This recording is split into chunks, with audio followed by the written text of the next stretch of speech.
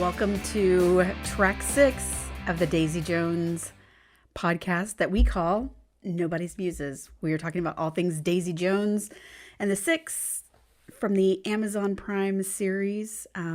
This is Rachel. This is Crystal. We're glad you're back. We are glad to be back. We are glad to be back. Don't forget you can stream our podcast wherever you stream your favorite podcast. I personally think it is super cool that this podcast is on Audible. As much as the audiobooks that I listen to be able to scroll Nobody's Muses and find us on Audible, I think that's something. Anyways, but you can find us on any place that you listen to your favorite podcast, or on YouTube. You may be watching us on YouTube. You can also find us on Instagram at Nobody's Muses. You can email us if you have any questions, comments, feedback. Just want to say hi. We are nobodysmuses@gmail.com. So let's dive in. We are talking about track 6, Whatever Gets You Through the Night. Yes. And it was directed by Nzinga Stewart. I'm hoping I'm saying that right. And written by Charmaine DeGrata and Will Graham. And Nzinga Stewart is just a journeyman director, has done a ton of directing, has done a little bit, I think she has a tie with Hello Sunshine or Reese Witherspoon's properties, because she did A Million Little Things, which I think is also Reese Witherspoon property, and Little Fires Everywhere. Good Girls, did you ever watch Good Girls with Retta? Yes. I loved that show. And yes. My husband is a huge fan of that show. Really? Yes, he is a huge fan of that show. It's because of Christina Hendricks. Well, yeah. I mean, she's amazing. I mean, can't fault him. No, I mean, I like her too. And then it was written by Charmaine DeGrate, and she is kind of a badass. Very, very young, and has written for House of the Dragon, The 100. Also an actress, and has some big properties coming up. It looks like she's going to be, she's got some interesting work under her, and she's just really pretty, and has also been an actress. And I saw that she wrote for House of Dragons, and I was like, dang. I know. I'm like, cool. And then Will Graham is the other writer, and he's also kind of all he's done is work. He wrote for Mozart in the Jungle, which is also James Ponsell was involved with that, so that makes sense. And he's written episodes before this of Daisy Jones. We've said his name before. And he wrote A League of Their Own episodes for that show. So just interesting group of writers, and I think this is a lot happens in this episode, so it's pretty intense. So we had 1, 2, and 3 got to a big arc. Mm-hmm. Then we came back down and we did 4, 5, and 6. We're back up at a big arc. So 4 is they decide to let her in the band. 5 is their first working together and figuring out how to work together, and 6 is all about what happens once they really start working together. So right. This is a really interesting episode because it starts with a cold open. That was unique for them. We hadn't seen this before. So yes. Cold open is a thing that comes before the credits, and it starts. I think it's the first one. It also kind of has more interview footage with B-roll, which doesn't have, like in the other episodes. It's not there as much. So I thought that was interesting. So we start with a cold open, and you see Teddy at the console, some really nice macro shots of the console. Karen, Eddie, and Graham and Warren are recording in the studio. They're recording Kill You to Try. And 1997 Daisy comes on and says, "We must have written 8 or 9 songs the first couple of weeks. I would have an idea, then he would flesh it out. He would come up with a riff, and then he would come up with a melody line," and she's just talking about their process. And then 1997 Billy says, "When you're making an album, any album, it's an intimate thing. It has to be." And then 1997 Daisy, "Not to say we didn't fight." And 1997 Billy, "Oh, we were constantly fighting." And then Warren, 1997 Warren says, "For a month, it was like that. We would be in the studio recording all the arrangements, and they would be who knows where doing God knows what." That was Eddie, there was an assumption there. Yeah. And Eddie says every day they come in with Something New, 1997 Karen. I mean, fucking great songs. And Eddie, and every night they come in giggling like two fucking schoolgirls. And then you cut to Billy and Daisy coming into the studio laughing. And then Karen and Graham are exchanging looks. And the interviewer to Graham, did it concern you? And 1997 Graham says, not really. Anyway, I mean, whatever they were doing, it was working. So first of all, I mean, this exchange, the look between Graham and Karen, I think is, to me, I see that as these two people have been having some pillow talk, and going, so what's up with Billy and Daisy? Like, what do you think's going on there? And, I could even see Graham saying, I've never seen Billy act like this, not even with Camila. Yeah. And then, but then I would, one of the things that I thought when Graham and Karen were having that look with each other, it was like, it was either, are you seeing the same connection that I'm seeing between Daisy and Billy? Or is it that Graham and Karen have this connection and they wish they could be more out in the open, even though their connection is a more intimate connection. Right. But Physically I'm trying to intimate. figure out if it's that they wish they could be out in the open. Well, I'm not going to say they. Graham wishes they could be more out in the open with that connection between him and Karen, or is it that he and Karen are noticing Billy and Daisy's connection? I'm not sure what the look was for. Well, I really believe it's the connection, just because we see Graham noticing it last week when she hugs Billy. Yes.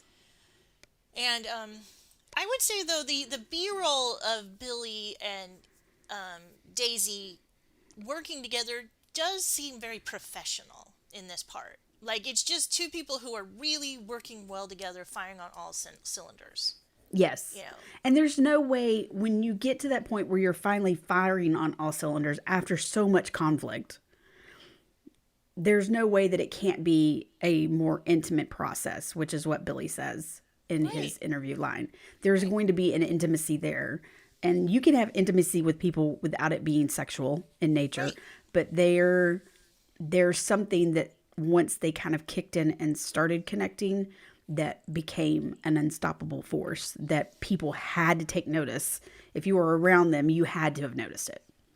Right. And I think that Billy especially sees this as, I mean, I think he was like, if I want to write songs and these to be good, I have to give of myself some, because that's what made it work the first time they wrote a song in last episode. So this is a thing he feels like he has to do to get, not that he's not willing, but like, okay, this is our process, this is how we work. Right. So this cold open is really long. It runs at 5 minutes, the cold open. So there's Daisy is singing, and Billy is in the control room, and he is smiling at her, and she's smiling at him. And then you see this montage of the band, recording. You see Karen and Graham making out in the closet. Oh, there's people doing lines of coke on the mixing board, and then Karen and Graham are making out in the closet, and Tobias doesn't even notice them. You made that note. And I feel like in the book, that part is like the whole running joke in the book of Warren just 100% believing that Karen is actually having sex with a roadie. Yeah. Instead And of like, it couldn't possibly be Graham. no, Couldn't never. possibly have been Graham. Through the whole book, he never realizes that it's Graham. And then there's this little scene where Daisy comes in and tells Warren and Eddie that the song needs to be swampier. And That's and how like, I would describe music, because I am not classically trained to know chords and notes and crescendos and da da da da. I'm not trained at those things. so yeah. I would use the term that would be me. You just need to make it swampier. Just swampier. And so she's like, Billy, tell them. And he says, do something with the toms or something. And she says, great, was that so hard? And Eddie says, oh, I guess he speaks Daisy now. And then Teddy, there's a really great shot of Teddy playing the xylophone. And then VO starts again, and it's 1997, Graham saying, yeah, we knew it was good. And I think we actually see Graham on camera, but some of this is also We see B-roll too. And then we see 1997 Billy. Teddy was the most confident. And then Warren. Here's how confident Teddy was. Before he even finished recording, he calls in a favor with Rolling Stone. And then we have Jonah Berg, 1997. It was only my fifth assignment. Had the magazine thought more of the six at the time, they would have sent someone else. And then there's a shot of them listening in the control room, and then the whole band, and Billy and Daisy are exchanging really intense looks. And then 1997, Daisy says, "Look, I know that I said I would tell you everything, but how much of everything do you want to know?" So there's a couple of things I want to talk about here. First, I think you're reading it now. You're reading Making Rumors. I just read Mm-hmm. Making Rumors, the Ken Kaye book, and Um, he Kaye. I should be able to say it because his daughter is a singer. Yes, yes, Calais. Calais. Yes, Calais is how you say it. So that book is, it's good. There's some, I don't know. I feel like the editor needed to do a little bit of editing on that book for him. But what the whole part with Teddy playing the xylophone just really reminded me of all the different. I mean, the recording process for albums is, especially back then, was so long. I mean, they took over a year to make Rumors, and then to see Teddy doing that and hear of like in when they're making Rumors, like for one song they were trying to find a good drum sound and they started just smacking a chair and that gave them the thud that they wanted. And so I just that scene I thought was really well done. And then there's this shot between Billy and Daisy exchanging intense looks, Yeah. and then the part where Daisy asks the interviewer what how much does she really want to know, and we know more about the interviewer. We don't know about this now. When you after you read the full book, this question, when you see it again, makes it, or after you watch the whole show, this becomes much more poignant of a question. So do Yes. we want to go ahead and kind of talk about it, like assume that people have already watched all of the episodes now? We're going to say spoiler alert. Okay, If you have spoiler not alert at if this you have point. not read the entire book or you have not listened to the entire audiobook or you have not watched the entire series, we're about to spoil something big for you. So, the show's been out, it's been finished for a while. We're making the assumptions that people have listened and watched everything. And even if you just watched the show, you now had time to read the book. So I think it's okay for us to drop this spoiler in. Right. So we know now, after we've watched the whole show and read the book, we already knew, but Yeah. we know that the interviewer is Camila's daughter, Billy and Camila's daughter, Julia. We know that. And can you imagine being Daisy in that point and having to discuss this? This is very different than, me and your dad. Your dad and I didn't get along, or Right. your dad didn't even want to have me on the song. Yeah. And to, again, we know that there's his side, her side, and the truth in the middle. Right. And we are getting to see the truth where you did not get to see the truth when you read or you listened to the book. We have an interpretation of the truth through the series. So I do think, I think that was a 1997 Daisy, and I think she has grown and she has learned and evolved. And we know as you get through the end of the show, there's some of the reasons why she has evolved and considering the narrator in this process.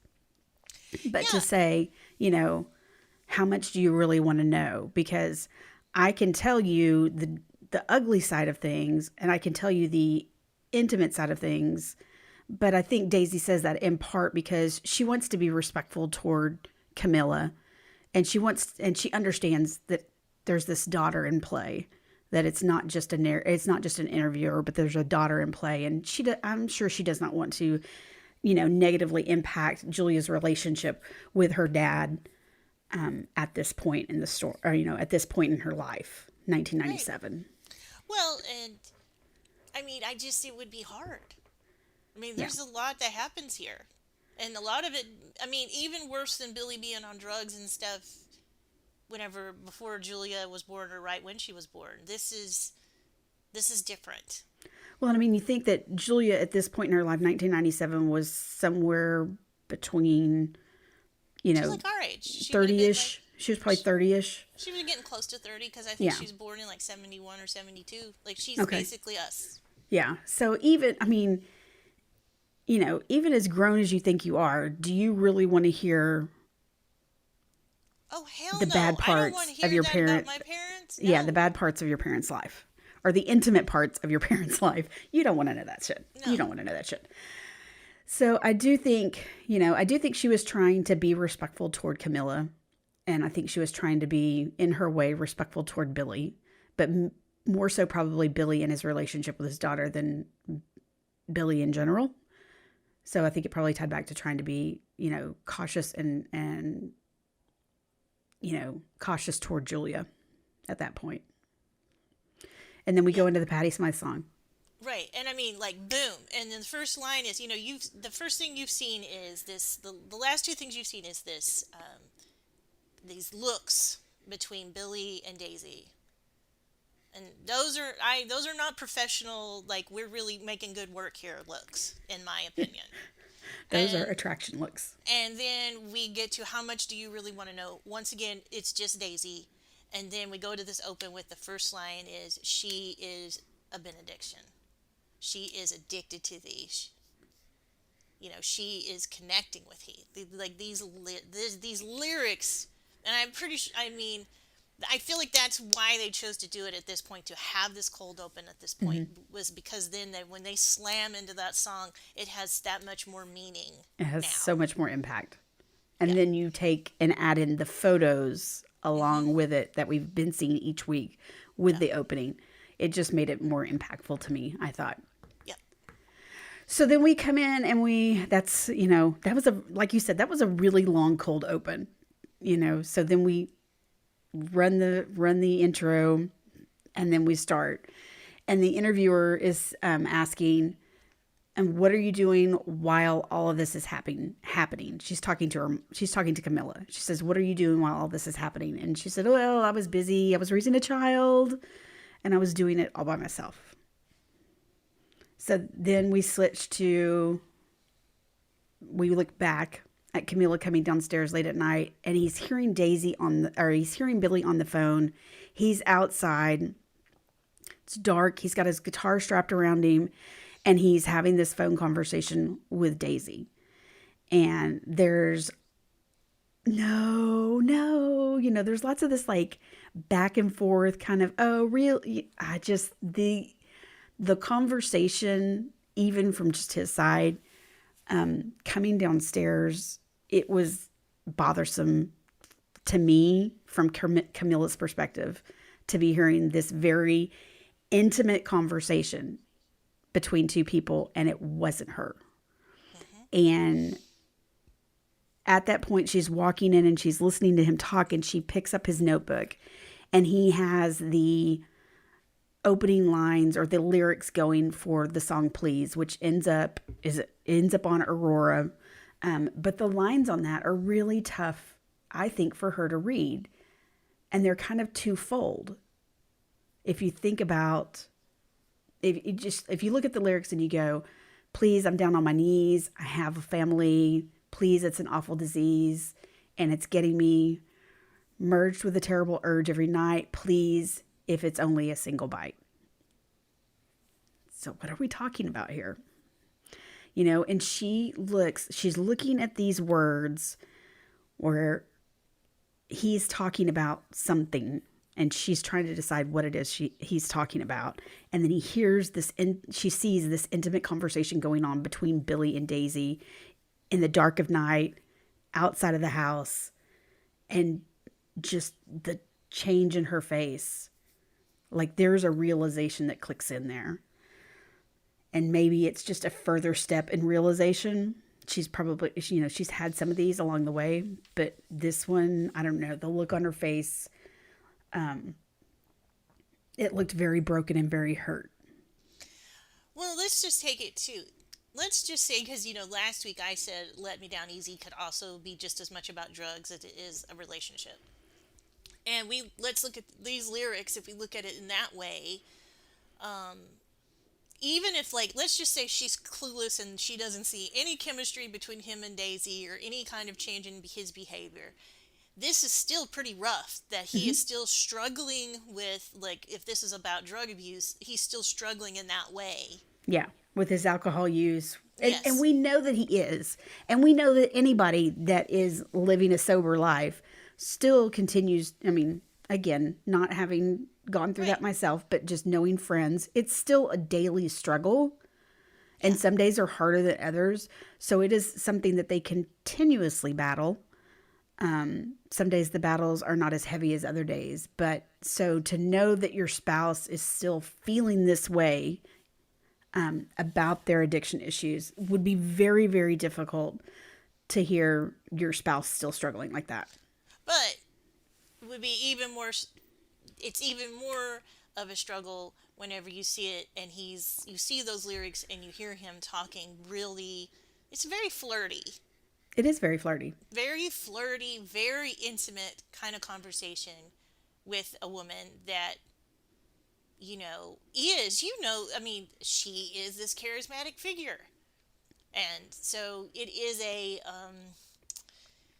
it's a natural response, and I think it is more nuanced than people want to think. I don't think it's just her being jealous of Daisy. No, I think it's more like I thought maybe we were somewhere and now we're not.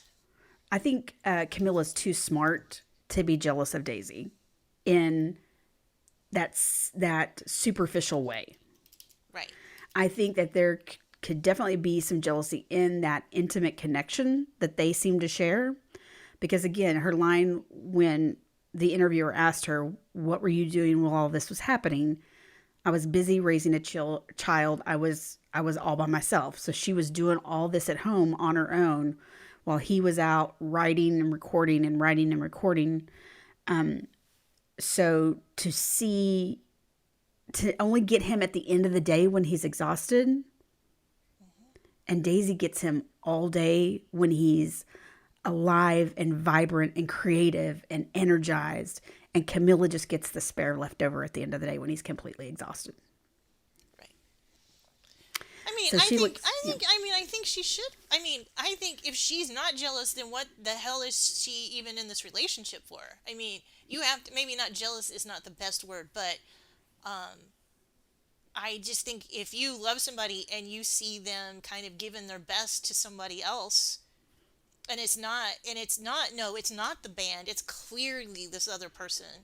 I think you can't help it. I mean, yeah. I I don't know don't what think the that's word a is sign. for it. I don't think it's a sign of weakness for No. Camila to be like, "Hey, what the hell happened to me? Like, Yeah. where are we?" And also, guess what? Guess what he was doing whenever he was on drugs? She was by herself, and now she's back there again. You know, Yep. she was pregnant by herself and delivering a child, and now she's back to raising a child all day by herself. I'm trying So, to figure out what the word would be because I think for maybe it's more envious. Because I think when we say jealousy, we're jealous about somebody, I think of superficial things when I hear the word jealous. I think of things like I'm jealous of their car, I'm jealous of their looks, and I don't think that Camilla is that, but I do think she is envious, maybe is a better word, of again, Daisy's getting the best of him during the day. The energy, the excitement, the creativity, and Camilla used to get that. She used to get that part of him. But now what she gets at the end of the day is the emotionally, physically drained and exhausted creative type who now needs to come home and collapse and recharge by sleeping. And that's hard when you've been at home all day with a baby and you're waiting for any kind of adult human interaction because all you've done all day is talk to somebody who cannot talk back to you. You've changed diapers, you've cleaned, you've washed, you've done all these things, and you're just waiting for that person to get home so that you can have some adult conversation or at least some two-way conversation with somebody. yeah. So maybe envy is a good word. Yeah. So then we cut to back at the studio. Daisy's in there. Jonah is sitting there observing because he's going to be writing a story. and Billy comes in and talks to Daisy and says, "Hey, this line doesn't work, does it?" And she says, "Well, if you're coming to me, it probably doesn't." And they're very teasy. This is a very like two people who I feel like they really know each other well now. And Billy, can you fix it? And Daisy's, yeah, probably. And then Jonas, he knows this is it. It's not. It's this ease. This playfulness between them is very apparent.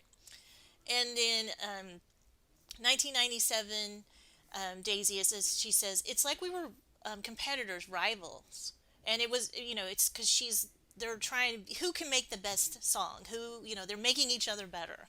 Mm-hmm. And so she comes back in a little bit later. She goes, and she's rewritten the whole song. And he's like, the only thing you kept was that line. And she's like, "Yeah, the line's beautiful. The rest of it was shit." And then she walks back out, and Jonah goes, "Wow, well, fuck." And, and Billy's like, "It's not what you think, man." And Jonah's like, "Well, what is it?" And he says, "Daisy and me are like Bonnie and Clyde, Faye Dunaway and Warren Beatty." And he says that the sparks fly, but we have our own lives. That's how Daisy and me are. And then Jonah says something, to the effect of, "So you're saying it's just an act?" And Billy says, and this isn't an exact quote, but he says, "Not exactly. It's not real life either. That's kind of the point." So, um, this playfulness between the two of them um, is fun, and it does. I mean, maybe some people can have that playfulness and it not be intimacy that we think of as inappropriate.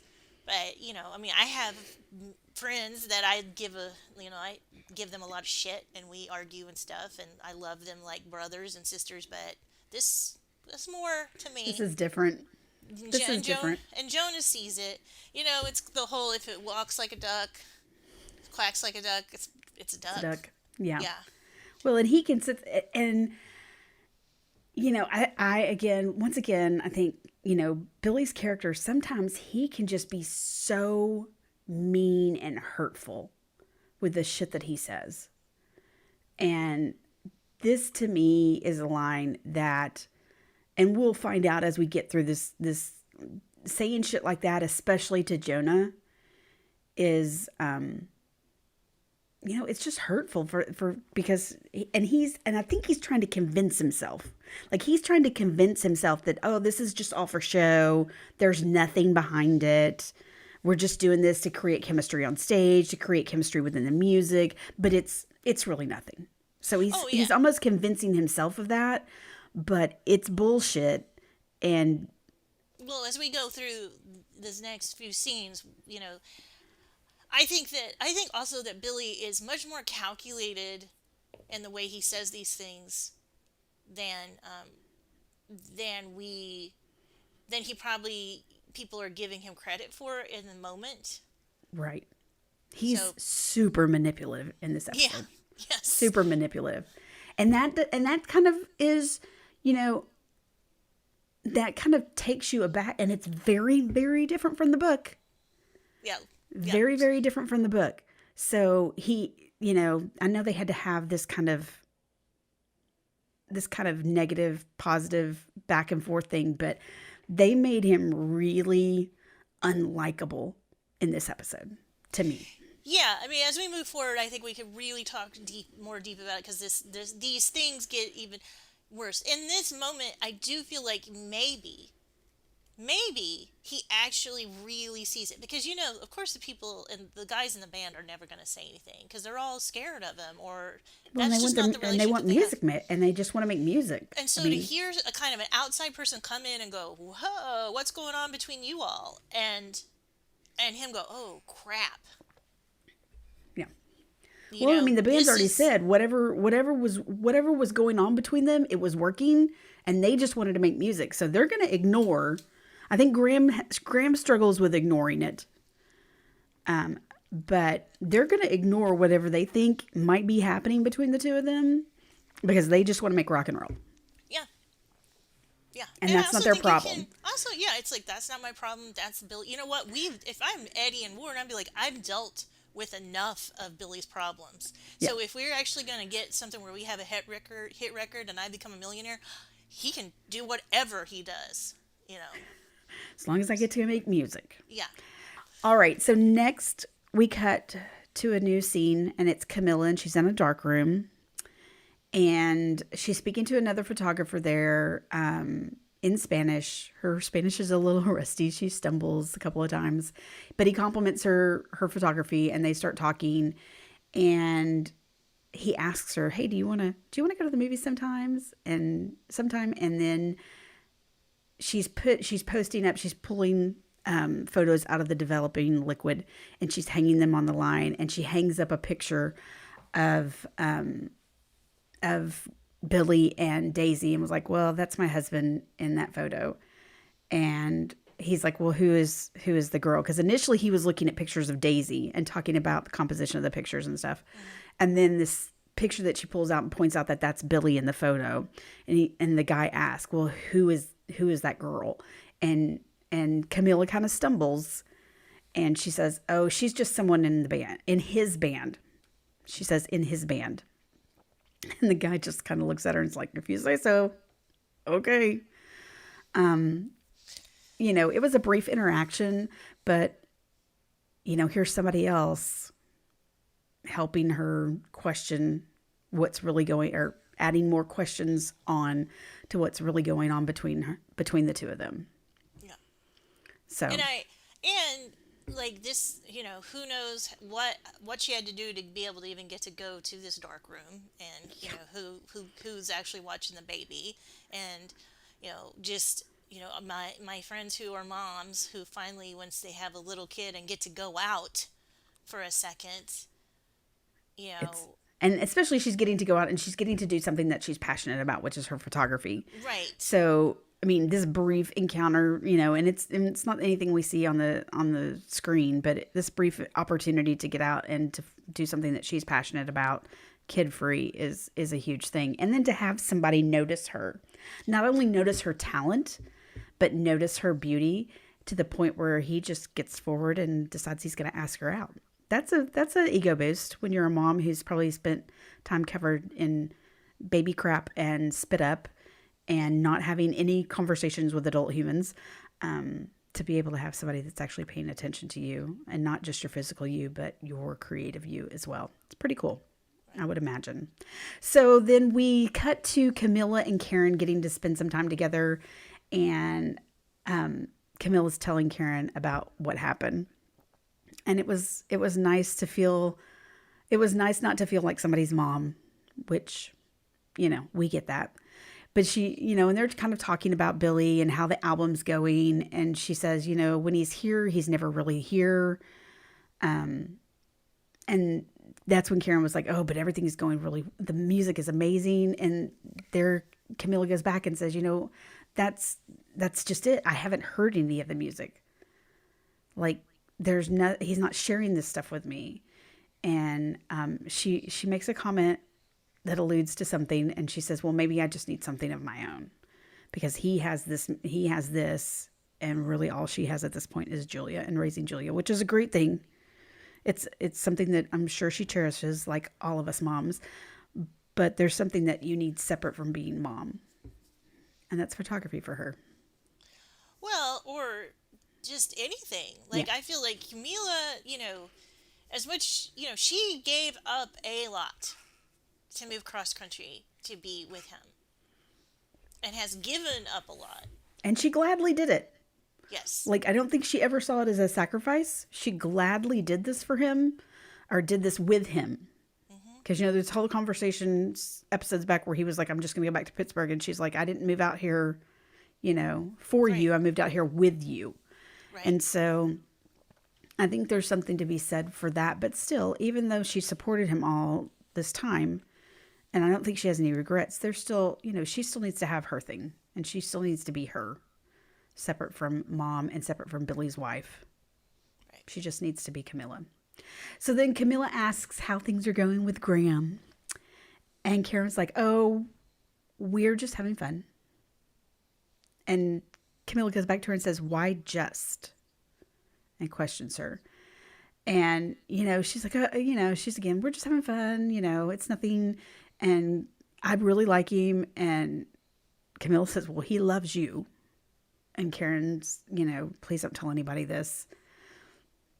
And, you can see this conflict between Karen and wanting to not have anybody know about this, wanting to keep it a secret. And then Camilla, I want to talk about that for just a yeah, second. So, do you think Karen loves Graham? yes. Based on the way we see the rest of the show play out, and I know that's hard to imagine, but yes, I do think she loves him, but I think she loves her career more. I think she loves making music more. Yeah. Thoughts? I don't know. I honestly, maybe I just have a different view of love, but I feel like I could figure out a way to make it work. Both. Sure. And I just don't think, I think Karen is very fond of Graham, and I think that she cares about him. I think she likes having sex with him. I think all of those things, all of those boxes are checked off. I don't think she really loves him. I think maybe she loves him, but she's not in love with him. Yeah. Maybe there's that. I think she loves him. She cares about him. Yeah. But I don't think that no. And I think that, like, because when Camila says he loves you, Karen looks scared. Mm-hmm. So. But is it scared that he loves her, or is it scared that she feels very similarly and doesn't want to admit it? I don't know. Yeah, I don't know. I don't know what that is. But so Camilla comes back to, is still in this conversation with Karen and mentions the fact that she saw some of the lyrics to Please. And he told her that Daisy wrote it. And she told him that she would like to hear it. And he says, "Oh, well, it's not ready. I want it to be perfect before I play it for you." And he never used to do that, is what she says. Like, he never used to do that. She used to be the one that he played everything for first, or she would be there alongside him while he was writing it.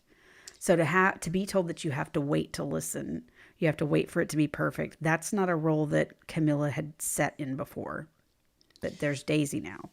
And he tenses up whenever she says, "Hey, I saw your lyrics out for Please." He kind of, tenses up. And it's like, And the fact that he immediately said Daisy wrote it. Mm-hmm. Why would Daisy write a song with the lyrics like, "I have a family, addiction," yeah, things like that? I mean, come on, Camila's no dummy. She knows that. No, she isn't a dummy. But again, he's striving for perfection before he lets her listen to it, and that's not something that he used to do. So he's taking one more thing away from what their relationship used to be. Right. And so then we cut to Daisy and Billy are in the studio. They're singing No Words and another song that's on Aurora. And we hear 1997 Jonah Berg. Every song on that album is like a coded message from Daisy to Billy, Billy to Daisy. And then we have 1997 Eddie say, "I'm sorry, did he say coded?" So I'm assuming that he meant there's no code there. It's just basically it's all out there. There's no code. These two are having this conversation. Or is it that it's not coded and that it's just music and they're playing rock and roll? Oh, I don't think so. Because I think Eddie more than anybody else, he knows more than anybody else. Well, I mean, they all know. It's obvious. Mm-hmm. It's not coded. Yeah. I mean, please, I'm down on my knees. If you're anybody but us who's maybe searching for some deeper meaning, let's about a guy being tempted by a woman. Mm-hmm. Yeah. And then after when we think about the whole album, because this is post the whole album. Yeah. After these next two songs come out, there is nothing coded about either of those two songs. Well, and just knowing and being able to see into the intimacy and the involvement of their relationship, we can tell it's not coded. Yeah.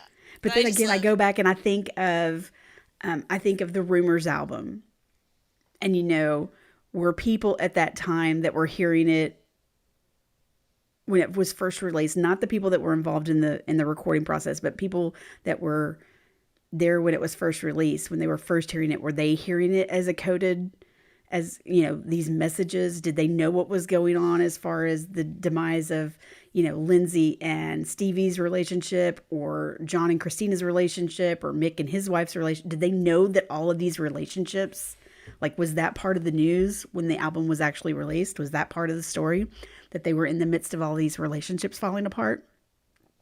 Yeah, I don't know.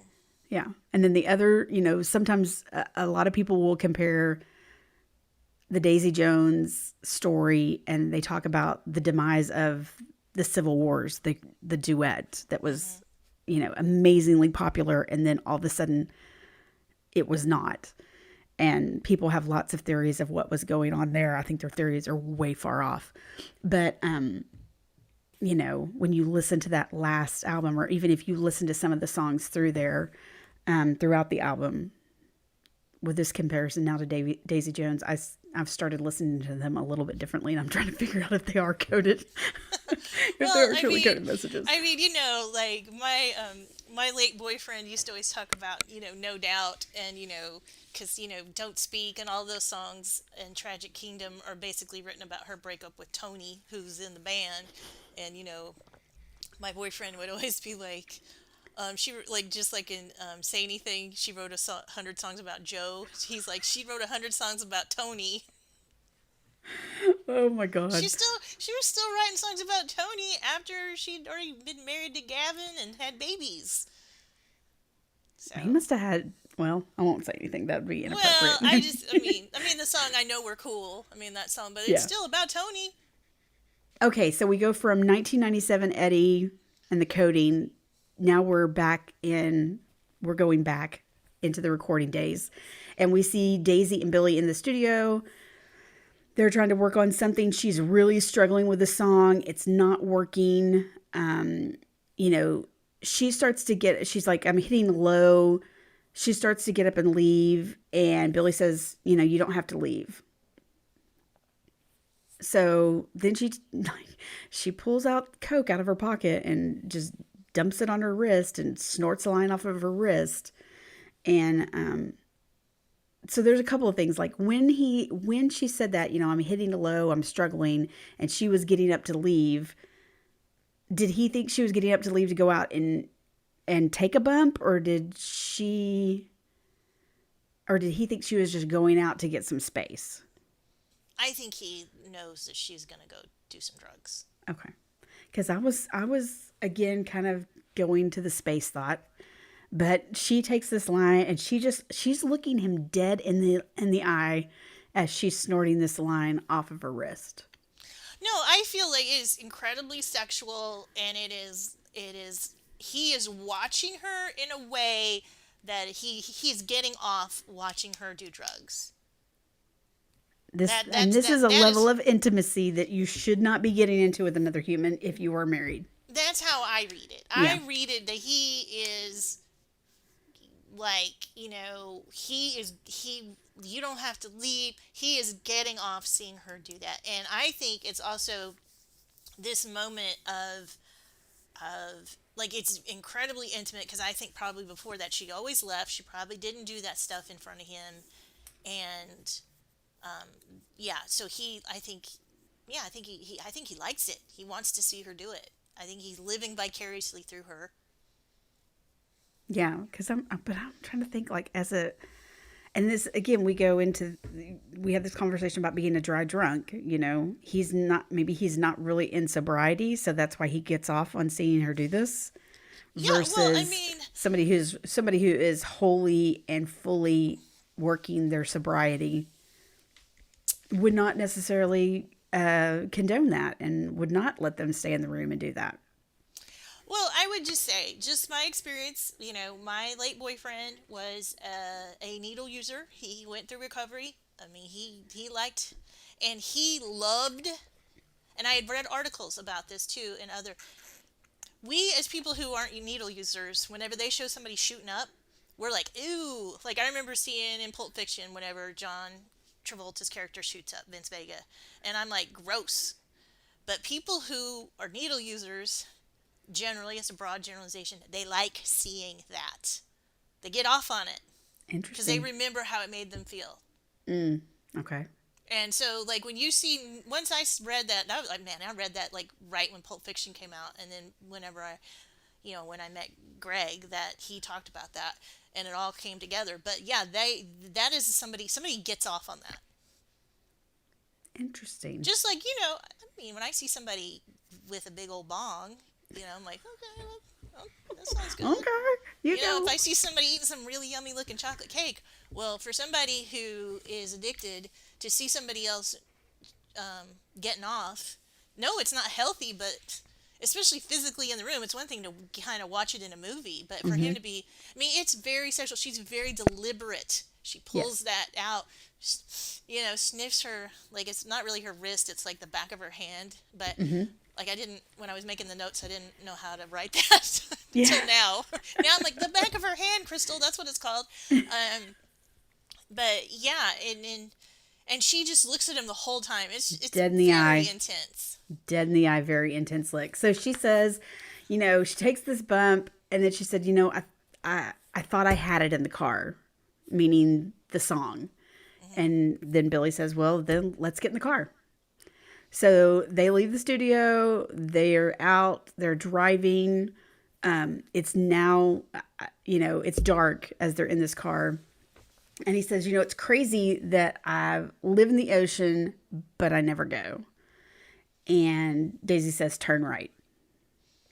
So you see them step out onto the beach, and there's the moon's facing them. We're seeing a shot from behind as they're walking out toward the water's edge, and you see the moon, and it's kind of lighting things up. And this gets very intense because they stop and they're standing there on the water's edge and they're looking at each other, and Billy's looking down at Daisy, and Daisy looks at me and says, whatever this is new to me. And Billy looks back up at her or looks down at her and says, it's new to me as well. Or it's new to me too, Daisy. And then I can't remember how she got to the line of saying, my real name is Margaret. Because he says, this is new to me too, Daisy. Like Daisy. Okay. There you go, Daisy. And then she said, my name is Margaret. So she's sharing something else about herself, her true self, by sharing out what her real name is. And then she says, I didn't like myself very much when I was little, so I became somebody else. So she took on the name of Daisy. And so they're standing there. And again, this is an intimate exchange. They're standing extremely close to each other, intense look between each other. And he says, I have a confession to make, or I have a confession for you. And he says, you made honeycomb better. And she just kind of this little smirk. And she says, I know. And he says, you make everything better. We still need to figure out the rest of that song. And she says, well, I'm not tired. So this is, she's revealing more of herself and sharing that her real name is Daisy and kind of the reason why she decided to be called by Daisy. And he has to make this, this love song that he wrote for Camilla. He had to ultimately admit to her that she made the song better. And so, we still need to figure out the rest of the song. And she just looks up and she just says, well, I'm not tired. But here, this little exchange here really, to me, sums up Billy's his own. He's just lying to himself. Because he's lying to himself so that he can lie or justify everything. Because she is revealing these things, these intimate things about her, and he says, "You made the song better." He says, you made honeycomb better. Then afterwards, he's like, you make everything better. But then he has to tag on, but we still need to figure out the rest of that song. Well, So, because he doesn't want to get too deep. Because if he gets too deep, then he's just following further in to this connection. well, it's also, I feel like, so he can say, well, let's say if Daisy, like, really confronted him on this. We don't know. Maybe there was a scene where she confronted him on all these things. He could say, I was always just talking about the music. Yeah. I was never talking about us. I mean, he really is. I feel like the word is used too much here, but he is gaslighting her here in Yeah. a lot of ways. This episode, again, is making him out to be a very unlikable character. Because you see nothing but, I mean, yeah. like, because that would, like, if I've told you this personal thing about myself, and then you say, okay, I mean, maybe it was a big step for him to say, you made this song better. But I feel like she's like, okay, I know what we're playing. We're playing this game. And so if you want to say it's just about music, cool, because I know you love your wife. I mean, I feel like that's why she's like, well, I'm not tired. And, so do you have anything else you want to say about that part? No, I think that line of "I'm not tired," and then they immediately start heading back out. Yeah. So, yeah, they head back to her place, and Billy walks her to the door. She opens the door, kind of like, hey, come on in. And he sees the liquor, he sees the chaos also that is her life. And then he sees her, and he's like, "Nah, I think I've got to go home. And, I got to go." And interviewer asks Daisy, what changed his mind? And 1997 Daisy says, what did he tell you? And then we've got 1997 Billy. I looked in that room and all I saw was temptation. And then you've got 1997 Daisy say, well, it wasn't the drugs. So here's the thing: when he first walks up to the door and she opens it up and goes in, and he stops, he does. You don't see the chaos in the room. Right, All you see is the entryway right. and her standing there. And then when he is talking to the interviewer and he flashes back and he says, I looked in the room and I saw the temptation. And at that point, you see the bar cart and Okay. the booze and all of that. So the initial stop, I think we perceived as being her. That was the temptation that he couldn't walk into. But we do see that there was booze and everything out. But again, I think we see, as Daisy says, well, it wasn't the drug. It wasn't the drugs. He's able to, justify it because his line of sight caught the booze and everything there. But from her standpoint of him looking at her on this threshold, all he saw was her. And that's what stopped him. So, again, we have his side, her side, and what the truth was. And it was probably a combination of both. But I think on first sight, he knew he couldn't step across that threshold, because if he had stepped across that threshold and gone in there, I don't think he would have drank. I think he would have slept with her. Yes. Yeah. I mean, I don't think he would have drank. I think this is even 1997 Billy, and this is in the book. The same thing happens where you even in the book you're like, you're full of shit, Billy. Yeah. He tries to say it's the booze and everything's in there. He is constantly trying to make this out that this isn't about him and Daisy, and that it's more about the it's more about, well, if I go in there, I would drink. Mm-hmm. But That's not it. No. He might have drank afterwards to forget it, but if he had walked across that threshold, the temptation that was in that room had nothing to do with the alcohol or the drugs that were in there, and had everything to do with Daisy. And honestly, why would you not be tempted? This is a person I think he's revealed more to her in a lot of ways than he's revealed to Camila, because he has put on this act for Camila for so long that I'm sober, I'm good, everything's good. I don't think he has actually ever really in a long time been himself with Camila. And this is a person I think he actually really is being himself with, and who he is creating the best work of his life with. And how would you not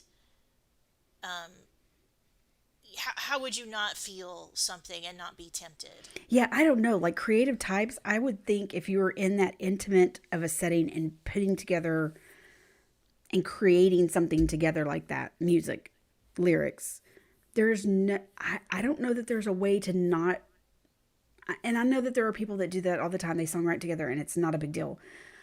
But man, for this relationship to write like that, to be intimate like that, to get, I don't think there's any way for that not to be the temptation of simply it being Daisy.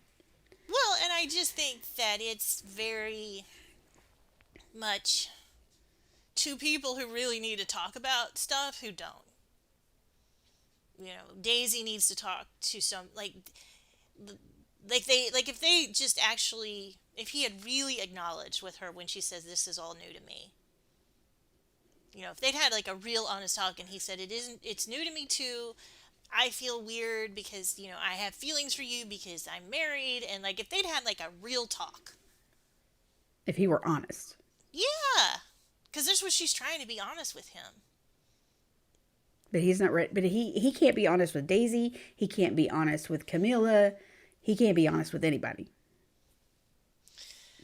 Right. So Billy leaves. Daisy leaves her room and she sees Jonah sitting by the pool. And Jonah tells her, I could have sworn you guys were together. But but that it's now, he knows that it's just acting. Why does he know that it's just acting? Because that's what Billy told him. Mm-hmm. So he doesn't have, and she's like, I think she's kind of surprised by the fact that he used, talked about it like it was truly acting, going back to, Billy's comparison to Bonnie and Clyde and Faye Dunaway and Warren Beatty. And, he says he doesn't have feelings for you, but it's okay. He thinks it's okay if people think that. But again, it's all about the music. So Billy's had a conversation with Jonah outside of Daisy and just really laid it out there that the chemistry on stage, he just plays it up simply for it to be on stage, or he plays it up just to get good music. But it's really for him, for Billy, it's all about the music. And Daisy kind of she does have this shocked look on her face, like she's getting played. Like we just had this moment together on the beach and this moment together in my doorway. And you're telling me it's not about feelings, but everything that I'm experiencing, I do believe there's feelings. And she just looks Jonathan dead in the eye. She's like, do you have any Coke? Because again, I knew one side. I'm seeing one side from my perspective, and he turned around and told you something completely different. Well, I don't want to be here anymore. I'm just going to escape. So, do you have any Coke? Here's what I do when I'm hurt. Here's what I'm doing when I want to escape. Yeah. So, it's the next day, and they're at the studio, and it's clearly they've been waiting all day, and they've called all this stuff, and she is not at the studio, and she's supposed to record her vocals that day, and Billy's actually worried, and I think he's legit worried, like he cares about her, and legit like, oh, maybe things that happened last night, maybe she's upset about that. So Teddy's like, I'll go with you, and he's like, no, I'll go. And he goes, and then she's just in the midst of a huge pool party. And she's on the diving board in like a gorgeous dress. And people are going, jump, jump, jump. And she jumps into the pool, and she's just completely wasted. And he walks up, and she's going poolside, and he's like, you're drunk. And she's like, no, I'm fine. And she does She played high really well. Yeah, she played high really well. She's like, come here, I want to tell you something. And he leans over, and she says, I think you're the most talented person I've ever met besides me, which is hilarious. And then she gets up out of the pool, and she's so drunk she doesn't even realize that she's walking on glass that's broken. And he's just disgusted, and he just turns around and leaves. And she's like, say hi to Camilla. Yeah. I'm like, ouch. He's like, and this is very very similar to a scene in the book. Often in the book they talk about, because again, Daisy's journey in the book is very different from Daisy's journey in the show. Daisy had released albums out on her own in the book and was already kind of making a name for herself. So she was getting all these Halston dresses sent to her. So they talked about, like, in this scene like she had on this beautiful Halston dress, and Simone was actually there in the scene in the book, and she's just floating in this beautiful Halston gown in the middle of this pool. But it still is, Billy's coming to see her. She's standing in this broken glass. Again, she played high so well, but she had to get that closing dig in. Say hi to Camilla for me. Well, I mean, and I would say, like, she's laying it all out. Like, this is where we are. This isn't about music. This isn't about my drug use. This is about our we're a love triangle, whether Billy wants to know that or not. Exactly. So we come back to the studio, and Daisy is there. She's laying on the floor talking to Warren, and Billy hands her a song. And it turns out that it's the song More Fun to Miss. And she looks over the words and she says, I'm not singing this song. And so, we see, God, there was just, it was very vengeful, I thought. So she starts singing it. And then, Billy is just like, over and over stopping her. Like she'll sing like two, but she sounds like shit the entire time she's singing it, Right. because she doesn't want to sing the song because she's read the words Right. and she knows the song is about her and it's not very nice. And so she'll sing a couple of lines. She sounds like shit and he just stops her and he says again, and just, keep going over, just again. And then he's like, just let it out. Let it out. Just sing it. You're not singing it. And then he says a line about, well, after yesterday, where she didn't show up to the recording session, he said, well, after yesterday, it's the least that you can do.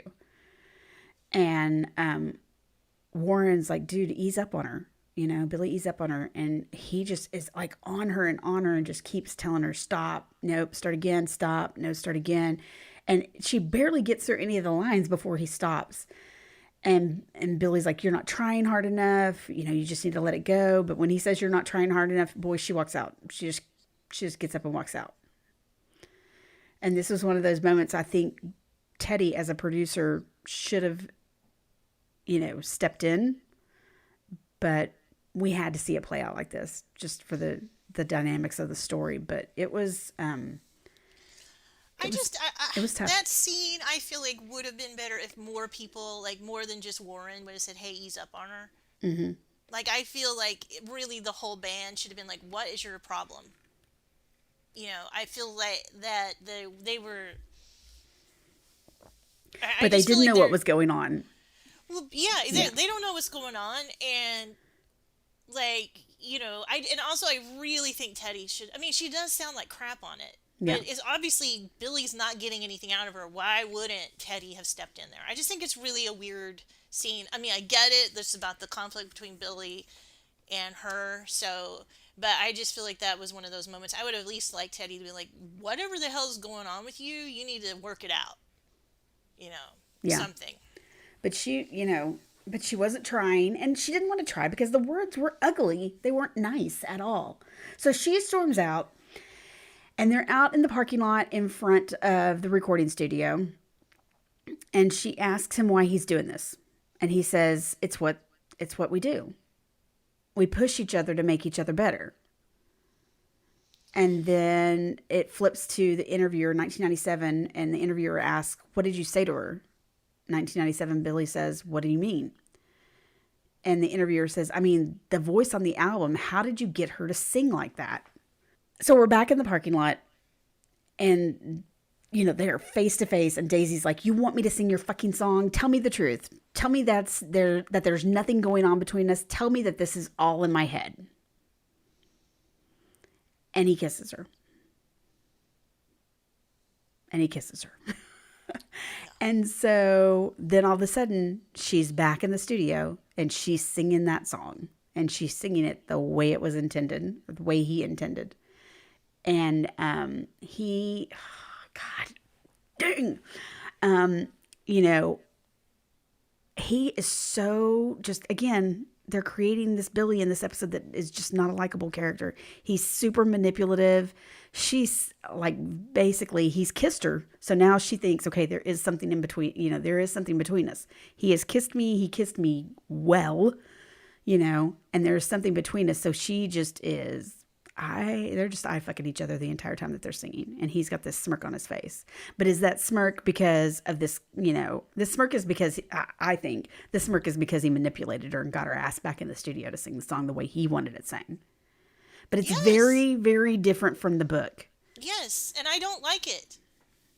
You don't like Because the in the book, episode, or you don't like the no, book? I like it in the book. It's so much Yes. better Yeah. because in the book, she's having a hard time singing a song, and it is a song about her and her Right. addiction It was and her. it was called in the book. It's called Impossible Woman. Yeah, Yeah. and it is the same kind of theme of this person who is troubled and has problems, and it's hard for her to sing because it's revealing of her.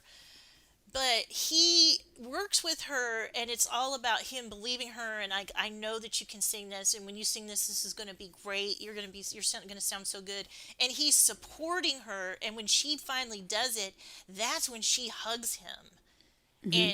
And she's like, I felt in her that the interview version of Daisy in the book says, I felt so good. He believed in me, and we had this huge connection from this moment. And Bill, they both feel like that, and And I feel like also in the that is book, so much more positive. Like, I just like, this is so shitty. well, and in the book, Daisy kissed him. Well, but we haven't even got there yet. Like, in the book, that's later, Well, it's when they're recording Impossible Woman. is it? Yeah, it's when they're recording Impossible Woman, but she kisses him, and it's just so completely different. And I felt like it was, again, manipulative. He was doing whatever he could to get this song on track. And I think it wasn't just about he wanted this song recorded because he thought it was a good song. He wanted to punish her. Yes, yes, absolutely. He I wanted think to that punish her for being honest and being open and being a complete mess and tempting him at every turn and making him a better song. He wanted to punish her for everything that she had done during this recording process. yeah. And this was the song to do it to her. And I think it was also a way for him to exercise his demons and feel good about why he isn't going to get involved with her. Like, I'm going to write this song about all the bad things about this woman so that I can remember that. It's my checklist of why I shouldn't be with her. Right. So again, she's singing, they're eye fucking each other. There's this smirk that just, oh my God, I wanted to punch him in the face. And we cut to 1997, and Daisy's just sitting there on screen. And you can see in her the pain of taking herself back to that place in her life based on based on where she's evolved to. But anytime you think back about, a past love, a past, she's bringing up all that pain again. Okay, so Billy comes home. Julia's in bed with Camilla, sound asleep, and he just kind of sits on the side of the bed and just slumps over. Yeah. So, what do you think about the song in general? It's not my favorite of those songs. Mm-mm. I mean, and maybe it's tainted because of the context that I know it is. Yeah. But it's kind of, I don't know. It's just not my favorite. I don't really like that kind of straight bluesy type of song usually that much. So, I mean, it would be one that I'd probably skip. It's a skipper to me. It's a skipper. It's a bathroom break. I mean, it's fine. Like, it's not terrible. I mean, No. and you know what? Like, all of these It songs, works on the album. It sounds like a song that would be written at that time. Like, all of those things about it work. But Yeah. it's definitely not my favorite song. It works on the album for sure. Yeah. Okay. So then we are at the photo shoot, and it's out in the mountains of California. It looks like Santa Clarita, somewhere around there. And it is massive. There's all these people. There's music playing over the PA. There's props. It's just pretty crazy. And Billy drives up. He sees the photographer, and he's like, "What is going on? I thought this was going to be just a low key, magic hour, sunset, pictures." And the photographer's like, "Oh, well, Daisy had different ideas. Daisy wanted something a little grander." And So Billy's like, well, I'm going to go talk to her. And I mean, he's pulled up, and Camila's there with Julia, and it's actually so sweet because like Graham runs up to say hi to Julia. He's just the sweetest person. And Camila looks cool. I love her scarf and her glasses. And Daisy has on like a white dress with white cowboy boots. And I can't really remember what Karen's wearing. But everybody looks cool. Yeah. And so Billy takes Daisy to the side and says, we're just a band from Pittsburgh. And she's like, well, not anymore. And as he's heading off to go, do the shoot, and he's like, okay, I'll be back in a minute. He talks to Camila, and she goes, oh, is that Aurora? Or she hears it over the PA. And he's like, yeah, listen to it. You can check it out. He's just very kind of, and Dismissive. he just kind of does the dismissive hand thing. And so then they're kind of getting set up, and Camila and Daisy are talking. They kind of are over, I think, like at a craft bar where where all the food and stuff is. Craft services have set stuff up, and Camila's holding Julia, and Julia reaches out and pulls Daisy's hair because she likes her red hair, and you know, and she tells Camila, "You're good with her," and Daisy says, "Not very many people can be a good mother," and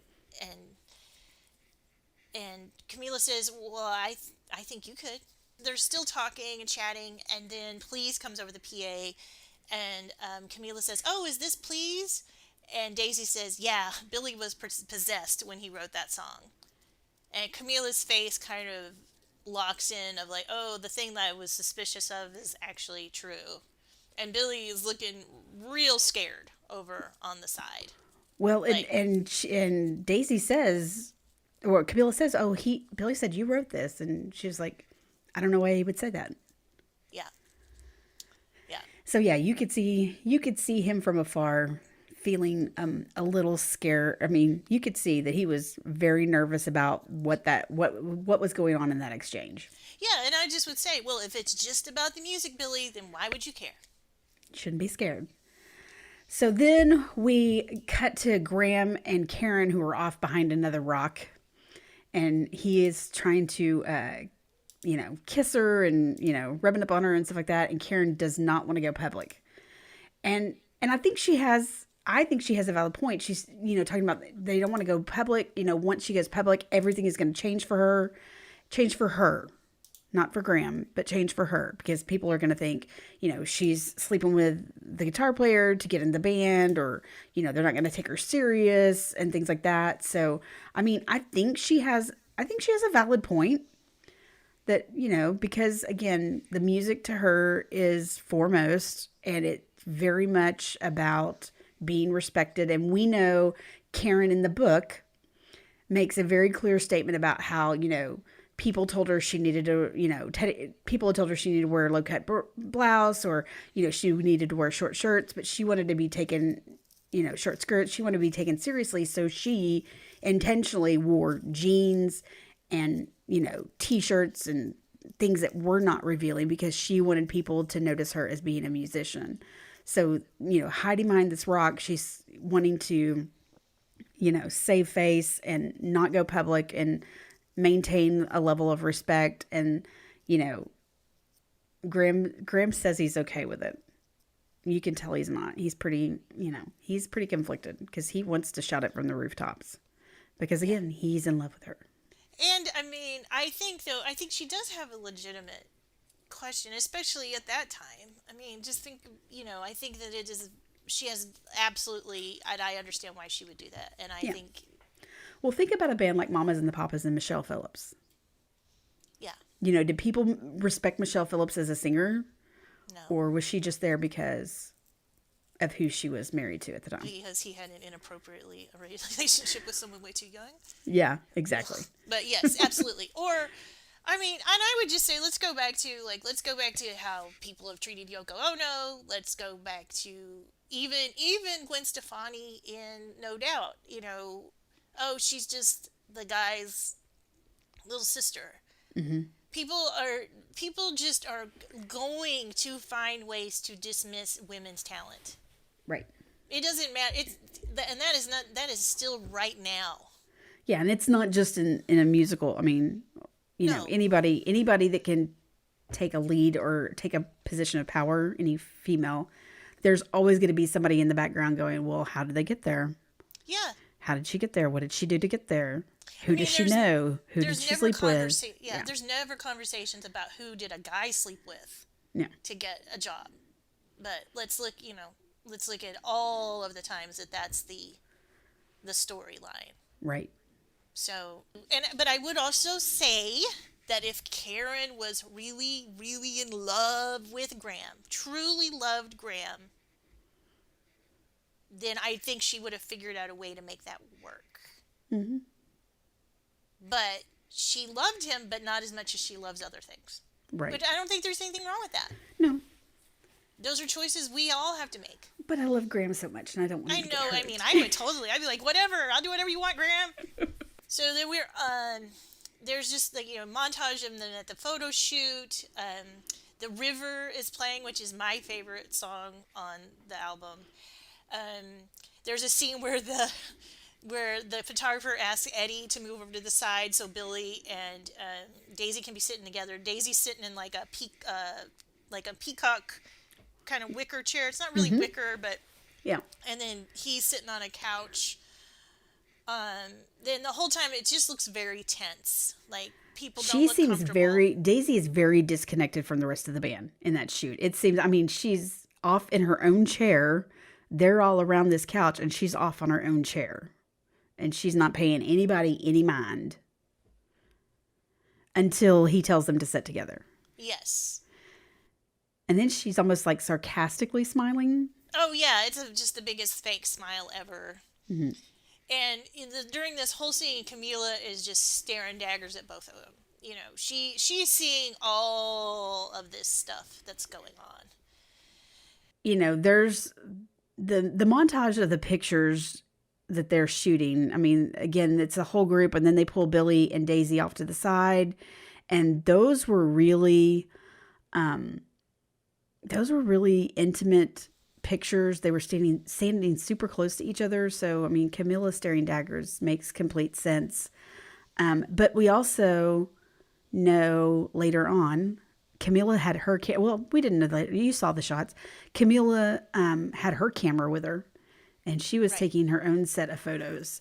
But Jonah grabs Billy off to the side saying, hey, I just need to confirm some stuff with you, like the name of the town that you grew up in. And he spells out Hazelwood. And he's really kind of like, he asks him a couple of questions first that are like, softball kind of questions, and just kind of is going through them really fast. The town that you grew up in, he said HAZLEWOOD, Hazelwood. Oh, by the name of the recovery clinic that you went to.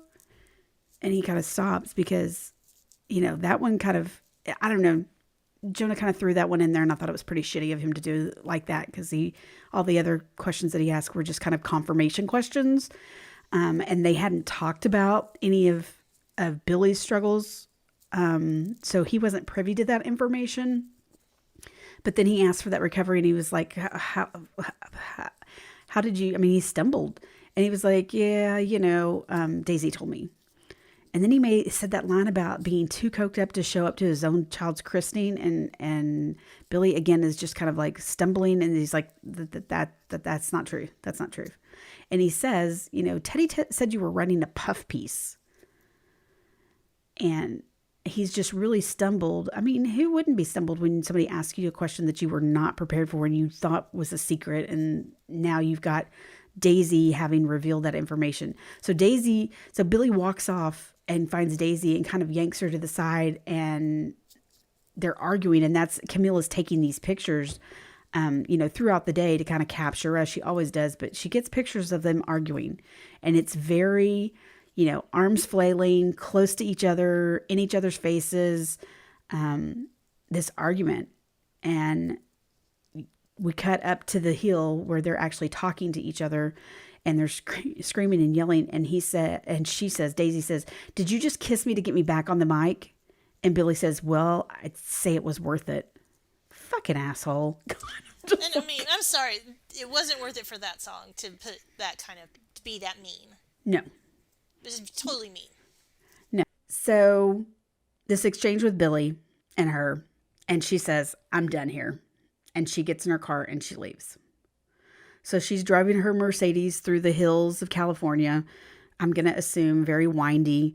Um, and she starts dumping out her we're seeing these flashes of images of Billy throughout this process.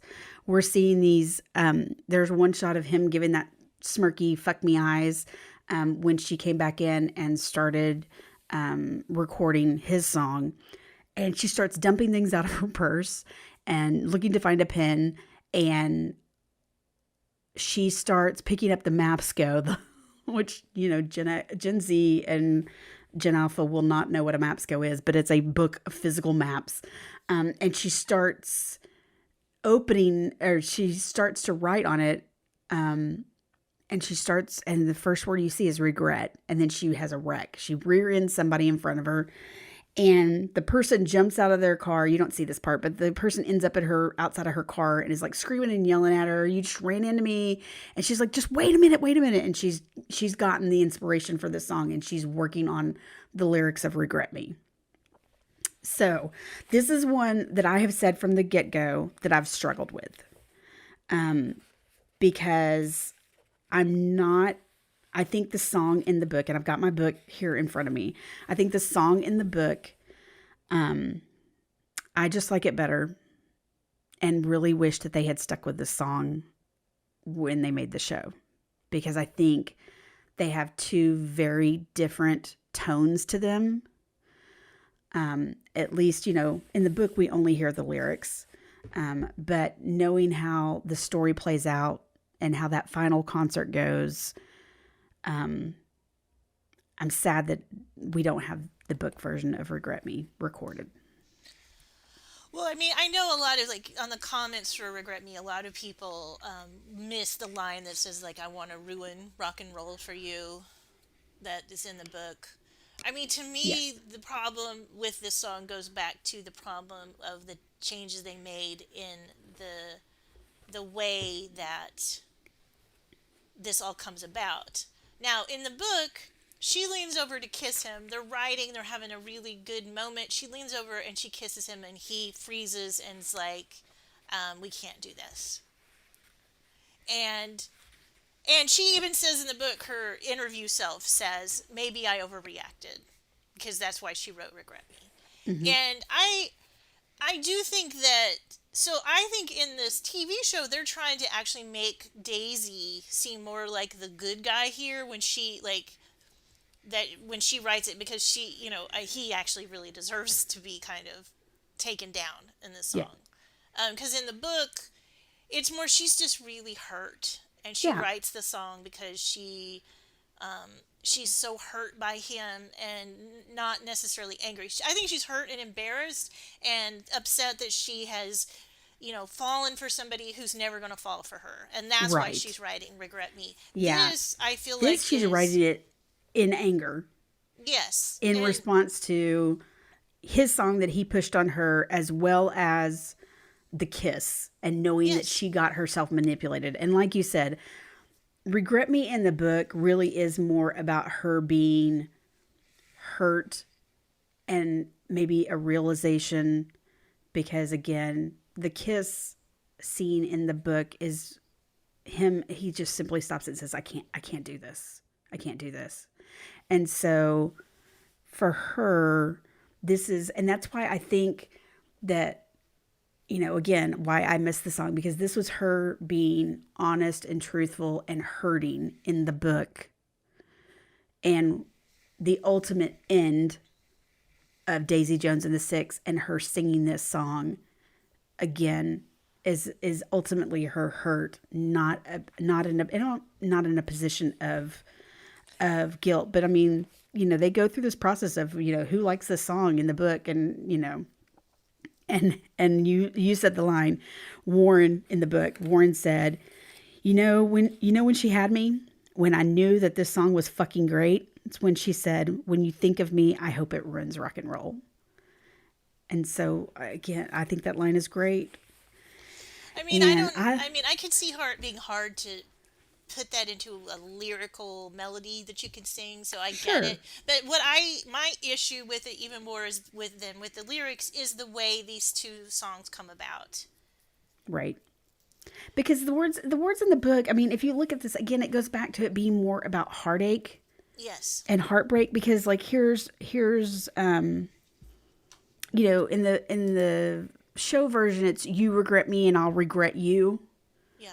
You couldn't handle your liquor if you wanted to, something along those lines. And this is, her saying, regret me, regret setting me free, regret me, I won't go easily, regret it, regret saying no, regret it, regret letting me go. Right. So it's just, I, and she says, regret me, regretfully. I just think that I just think it's more of I think it's a beautiful song in the book. And in this show, it's angry. It's Yeah, angry. And she has every right to be angry. no, and I think the song itself, I like it. It's one of it's got a good riff. It's really good. I think it's a very good song. But I don't like that. I feel like they really worked hard to make in this episode make Billy look like a dick, so it would be okay for her to write this song. And I feel like in the book, I do feel like Billy doesn't do anything wrong in the book. Billy gets the best work out of her whenever he makes her sing the song that she doesn't want to sing. And Mm-hmm. he makes her feel good and proud of herself, and she knows it's the best she's ever sang. And then she falls for him. She tells him how she feels, and he says, I can't. And so, in a way, I understand why they did it, because in the book, yeah, she does seem kind of hey, he can't help it. He loves his wife. Mm-hmm. And so, maybe they felt like it made her look, not great. But I feel like, I don't know. I just, this is a key point. And if, you know what, I've never read the book, I would have been fine with it this way. Yes. I would I have, because think, I wouldn't have yeah, known the difference. wouldn't have known the difference. But, you know, I think the book version of her, to me, made her more human. I mean, I can get being angry. Hmm. I can totally get on board with being angry and feeling like you got manipulated and you got, you know, you had this man manipulating you to get what he wanted done. I can totally respect those feelings and totally respect the female rage and the Right. female rage song. I get Right. those and I love those and I embrace those. But for some, I don't know, I just connected with her more. I felt like she was more authentic in showing herself and the heartbreak with the regret me from the book. Well, and I mean the whole point of this, and everybody knows this now, but the idea of regret me comes from the Silver Springs song. And if you go lyric by lyric, Taylor Jenkins Reid is really using those lyrics to inspire the lyrics Hmm. in the book version. And I mean, because there's a sound, the sound of my voice will haunt you, is kind of very close to I hope this kills rock and roll for you. I mean, Yeah. it's very similar. But I do like this verse in the show version. This is, oh, you regret me and I'll regret you. You couldn't handle your liquor and you can't seem to handle this too. I'm the slippage in the system and I'm perfectly ready to strike. Go ahead and regret me, but I'm not easing up on this mic. Right. I mean, I love that. I No, love it. I mean, I think it's really good, and I mean, I really do understand why they did it, because I kind of take it in the book like, come on, Daisy, like he's doing the right thing. Like, what do you expect him to do? Hmm. Do you expect him to really throw away his wife and in the book he's got two children, he's got Three three children. three children, he's got twins too. So I think What? it. I think, and I really do think. I think that they were sitting in the writers' room or whatever, and they decided, well, we're gonna have to make it seem like she has a more legitimate reason to do it. But maybe, Yeah. I mean, I feel like you and I kind of have opposing ideas on this. So One of the other things that I find hard about the show version, I think this line is really difficult to read and to understand. And it's a go ahead and regret me, but I always will too regret you. That seems a little wordy. yeah, I don't know. That would have been a hard one to sing, but I always will too regret you. yeah. That one kind of jumbles up for me. Wow. Well, That was our a long tangent. tangent. That was our No, that was tangent. not a tangent. That's what we're here for. If you don't like this, then I mean, sorry. I mean, I will listen to this later and enjoy our debate. Then we cut to Camilla. I think it's that night. So they've come home. Camilla is all dolled up, and she's looking very Halston-y too, like a silvery dress. Just that late 70s like vibe, just looks beautiful. And she says, "I'm going out for a bit." Like she doesn't say like, "Can you watch Julia?" She's like, "I'm going out. This is how it is." Mm-hmm. And once again, we're at a bar at a pool because that's all they do in California. That's all they do in LA. And she's sitting at the bar, and I think she's kind of like, "Oh, why did I do this? Why did I even go out?" And then she looks over across the way across to the other side of the pool party, and she sees Eddie, and he kind of is like, "Hey, what are you doing here?" And he comes up to her, and she's like, "Oh, I just needed to get out." And she's like, "Go back to your friend. You're obviously busy." So he goes back to the woman he was with, and he's like, "No." And then the next thing you see, you hear the girl go, "Asshole," and she walks off, and Eddie joins her at the bar. And he says, and he's got like total Warren Beatty vibes in this. His hair is very floofy, and he's kind of got like a velvet jacket on. He looks really good, and he's looks at her, and he says, "Are you okay?" And really, we don't hear. I don't think Camila answers, and that's kind of it. That's the scene. Yeah, fade to And black. Fade to black. And then the next thing we know is she's pulling up in the station wagon. Well, Billy's been waiting all night. He's been like looking at the clock, and she pulls up in the station wagon. Sitting at the table with takeout Chinese food. So she's in the car, and it looks like she's been crying. Mm-hmm. She also looks a little disheveled, mm-hmm, and a little lighter on the makeup. So these are some clues without being outright obvious about what happened. And so she walks into the house, and I think he asked her something about, do you want to eat? And I already ate. She said, I already ate. And then she just kind of like walks out like she's just going to go to bed. Yeah. And then 1997, Camila says, "There were just so many secrets. I think I just needed one of my own." That was heartbreaking.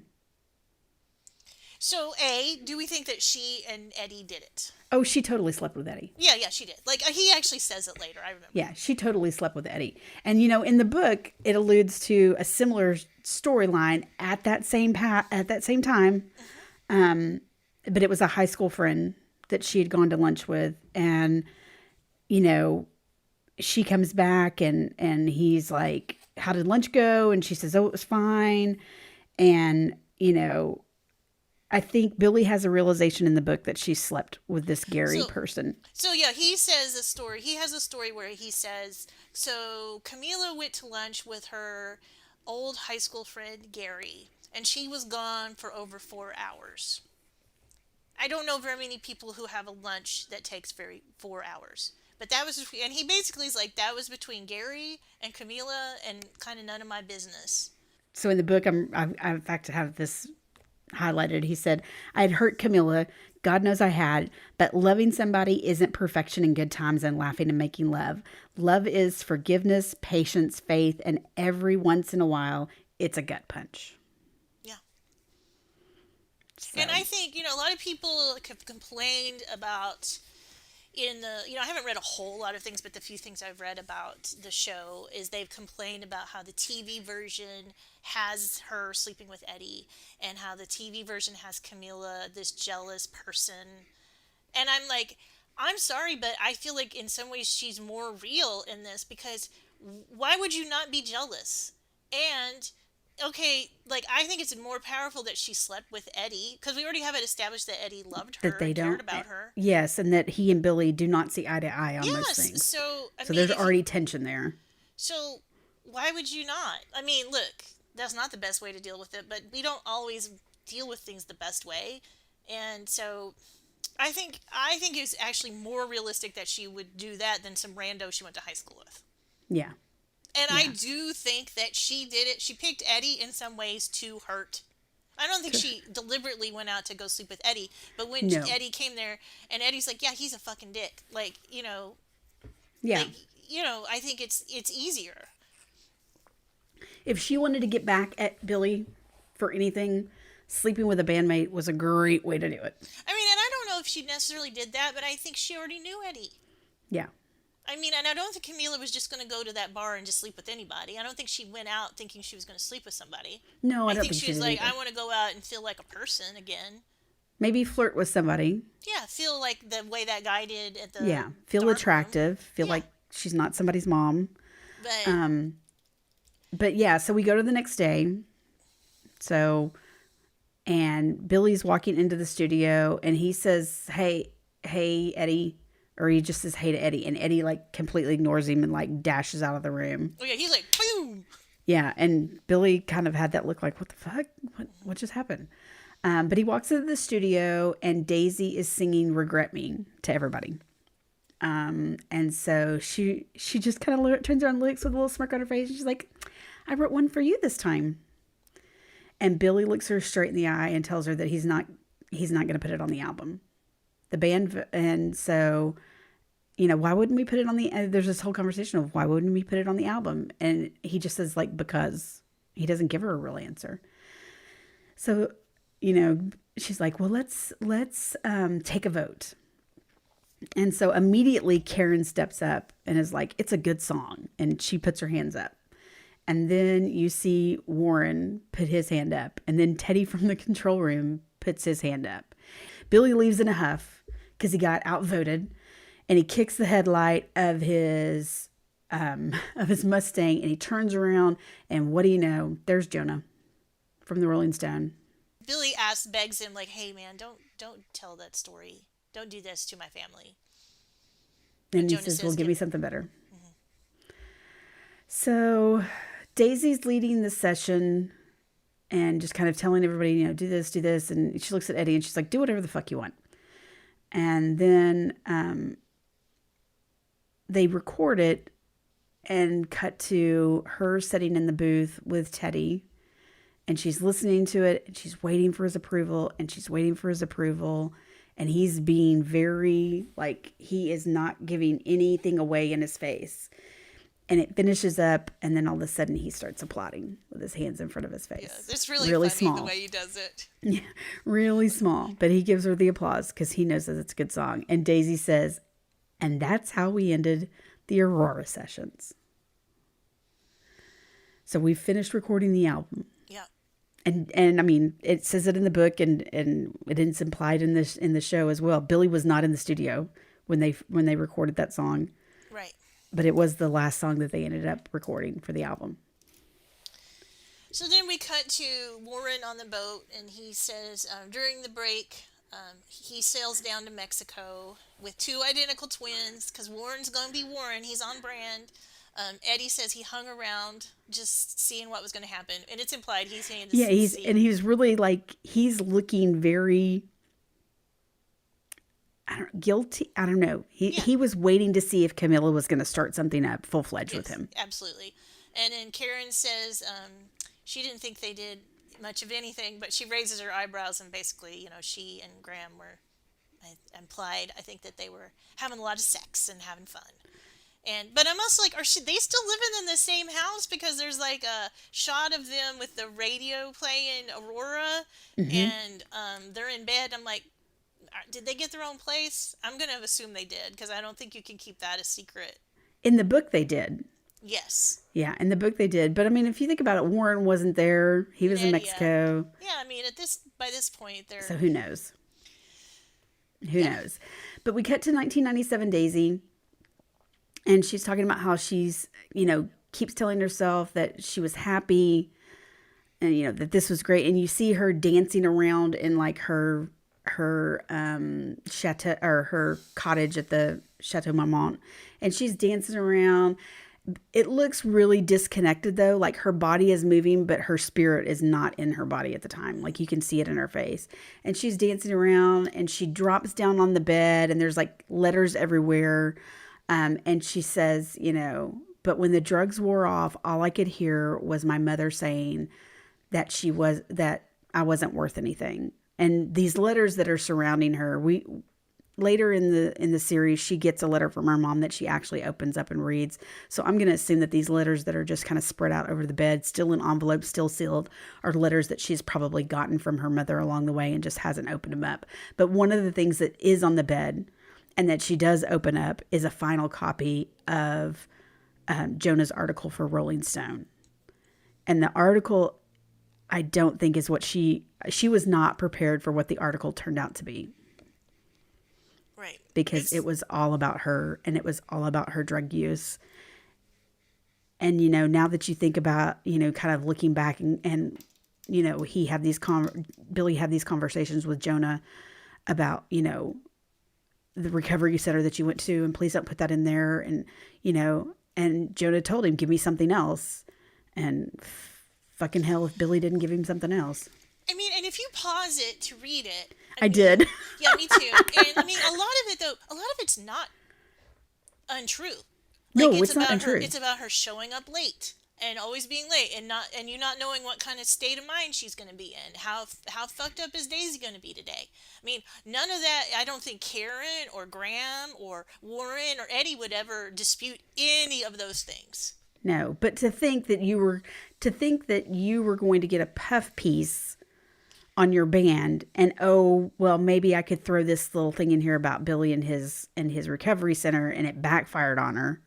Because ultimately it ended up being a story about her and what a hot fucking mess she was. Well, right, because she tells Jonah, because he basically quotes her whenever he confronts Billy the first time and say, hey, what's the recovery center? He says, oh, well, Daisy told me that you were too coked up to go show up for your daughter's christening. So he's directly quoting Daisy there. Mm-hmm. Well, because she's the one that told him about the recovery center. Yeah, I mean, but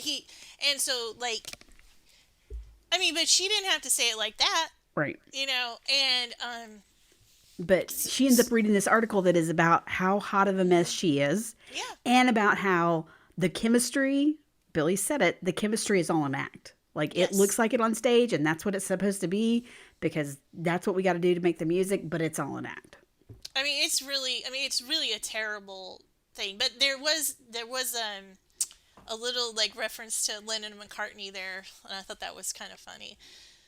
But so then we see Billy and Camilla are at their house, and they're looking at all the photos from the shoot, and he's like, I knew I didn't like this guy. I don't like these shots. It wasn't the right fit. Yeah, and you know, they aren't good. They aren't really good shots. I mean, they did a good job of finding bad photos to use.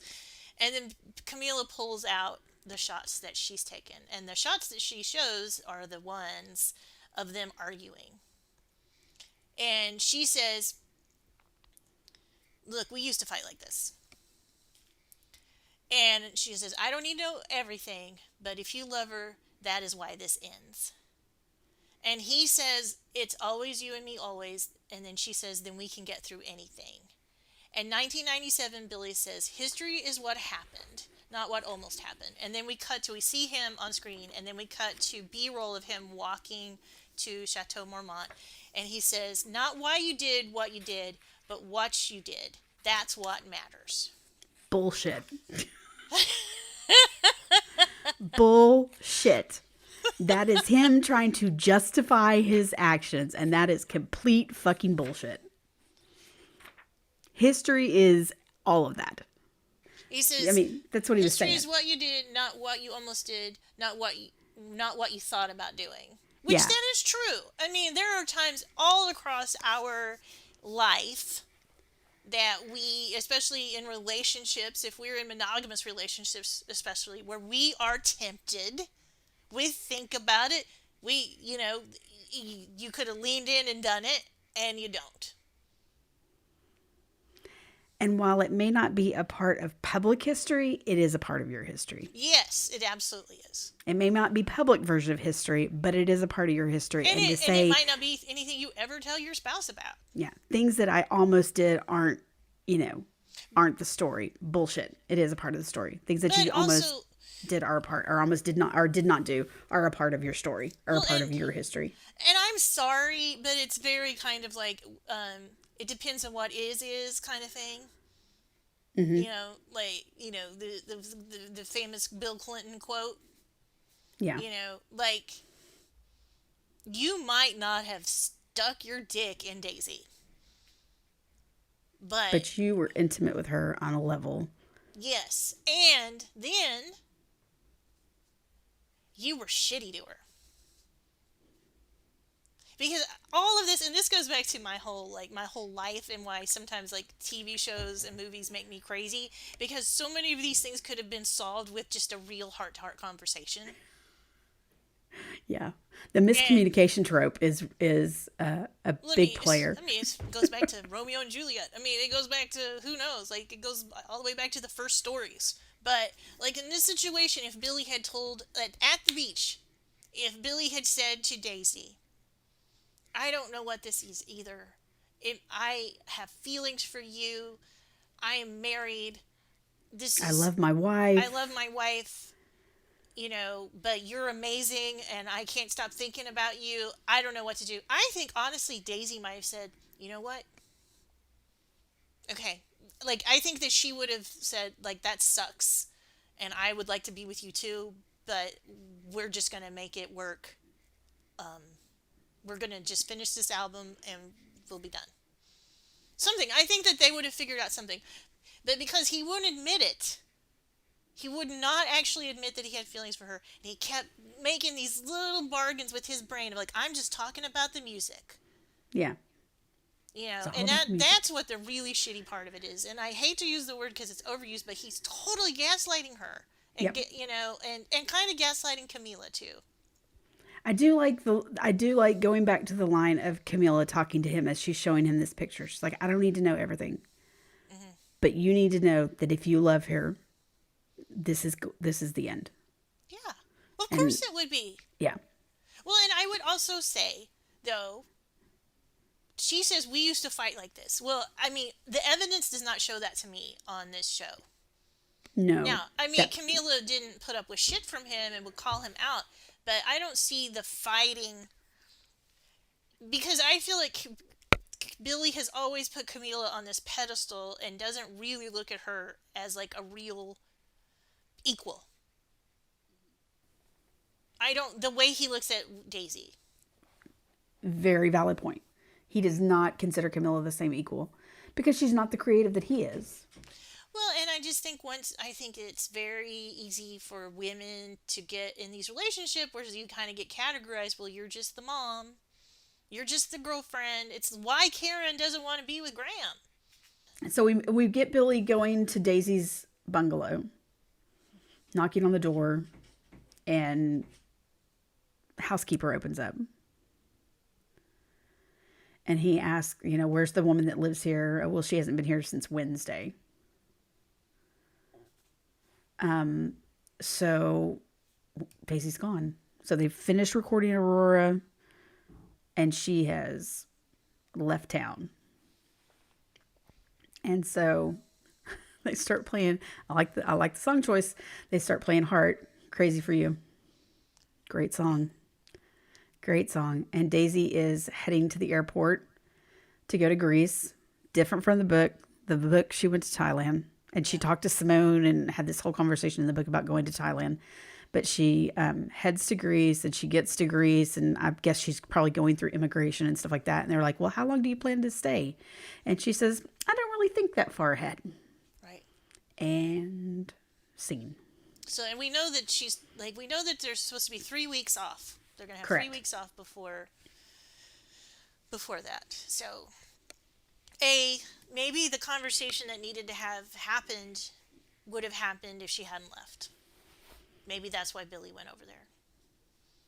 We don't know. Yep. Just a couple of other little things in the maps go. It was on the page for Brentwood. I just wonder if that's where somebody lives or something. They could have picked any page. So I'm interested. I wonder if why they picked Brentwood. Um, the music, another was a song. One of the songs when she's driving through to when she's driving and she's all mad. It's a song by called "Don't Stop It Now." It's by Hot Chocolate, like the people who did "I Believe in Miracles," which Yeah. that's what I thought the song was, and then it was "Don't Stop It Now." So I thought that was interesting. But that's it. That's the end of this episode. This is an intense episode. Mm-hmm. And the next episode is a little bit more of a building kind of episode. So. Yeah, next episode is definitely a building episode.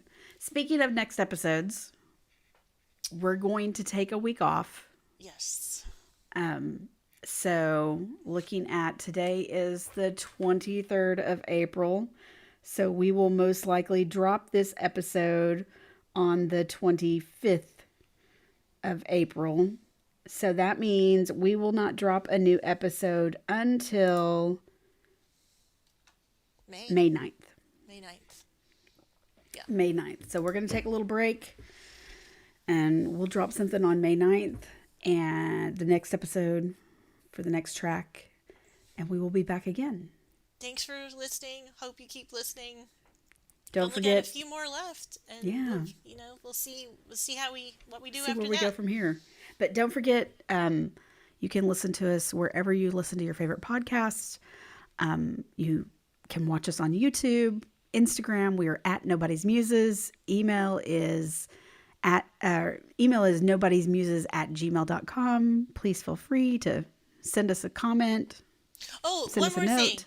I wanted to point out, Caroline did tell me that I think it's the name of the actress, Warren's girlfriend. The actress's name was Olivia. The character's name was Caroline. So got that wrong. We got that one wrong big time. Anyway, yes, thanks, and we will see you in 2 weeks. Awesome. Bye.